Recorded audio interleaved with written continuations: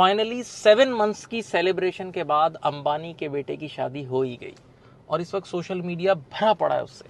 तो कल मैं और मेरे फ्रेंड्स एक वीडियो देख रहे थे, तो फ्रेंड्स और हम सब ने एक ही बात बोली कि यार उसने इतने एक्टर्स भर दिए, हर दुनिया का एक्टर स्टार ये वो, कि उनकी इंपॉर्टेंस ही नहीं लग रही थी, यानी लग ही नहीं रहा कि ये इतने बड़े स्टार हैं, सब नाच रहे हैं, यानी सब मिक्स होकर कुछ पता ही नहीं चल रहा। तो जब ये बात हुई तो मैंने उन लोगों को एक इल्मी मसला बताया। मैंने कहा कि यही लोग मूवी में बड़े अच्छे लग रहे होते हैं, लेकिन यहाँ तो ये एक आम आदमी की तरह लग रहे हैं। उसकी वजह ये है कि वहाँ उनको ऐसी प्रोमिनेंस दी जा रही होती है। यानी जब मूवी में वो डांस फ्लोर पे होते हैं, आपने देखा होगा, तो पीछे सारे काले काले लड़के खड़े कराए जाते हैं, उनको ऑर्डिनरी ड्रेसिंग कराई जाती है, जबकि हीरो को बहुत अच्छी ड्रेसिंग कराई जाती है, वाइब्रेंट लाइट्स उसके ऊपर होती हैं, वो कुछ बोलता है तो एक आवाज़, एक नया म्यूजिक आता है, तो उस वजह से उस कंपैरिजन में वो उठ रहा होता है। इस पर मैं एक और किस्सा सुनाता हूँ कि मेरा एक फ्रेंड था, मुझे इंटरनेशनली कहीं मिला था, एक बंदा जो एड एजेंसी में काम करता था। उसने सलमान खान को किसी एड के लिए अप्रोच किया था। तो बाकायदा जब रेट वेट सेट हुई ना, तो सलमान खान ने एक बात बोली थी, बोला आप मेरी एड जो बनाओगे तो उसमें एक शर्त यह है कि मेरा रोल ऐसा रखना कि मैं बहुत प्रोमिनेंट आऊँ, बड़ा धांसू किस्म का हूँ और ऐसी एंट्री हो, बोला तभी मैं चलता हूँ वरना मैं नहीं चलूंगा। और ये हकीकत बात है कि आप उसको इतना प्रोमिनेंट दिखाते हो तब जाके वो अच्छा लगता है। लेकिन जब वो एक साथ सारे एक्टर्स नजर आ रहे थे तो वो क्वालिटी नजर नहीं आ रही थी। इस पर मैं आपको एक और मिसाल देता हूँ। आपने देखा होगा जब आप घर को भी डेकोरेट कराते हो और कोई डिजाइनर वॉल बनाते हो, तो अगर आपने एक वॉल डिजाइनर वॉल बनाई ना, तो फिर वो आर्किटेक्ट कहता है कि बाकी सारी वॉल्स पे प्लेन कलर कराओ ताकि वो डिजाइनर वॉल उठे। ये जरूरी है, उसको कंपैरिजन में उठाया जाता है। इस पर मैं एक और मिसाल देता हूँ।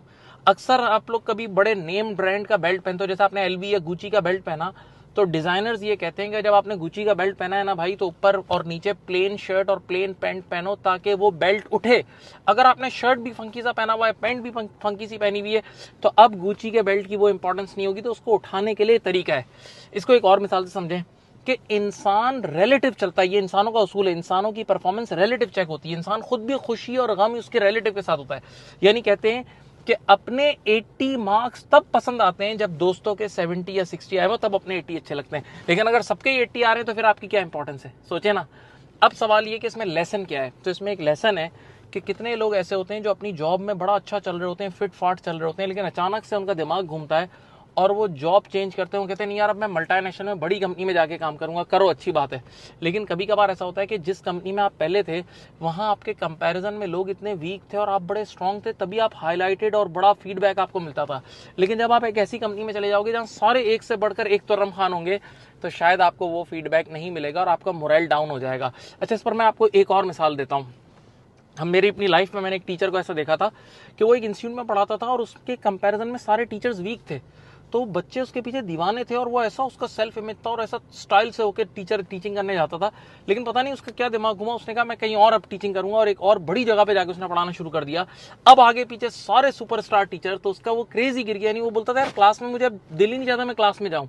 तो ये बड़ा एक अहम एरिया है, इस पर हमें बड़ा सोचने की जरूरत है कि कई बार डिसीजंस आप ऐसे गलत ले लेते हैं और उसमें आप फंस जाते हैं। अपना बहुत ख्याल रखिएगा। अल्लाह हाफिज।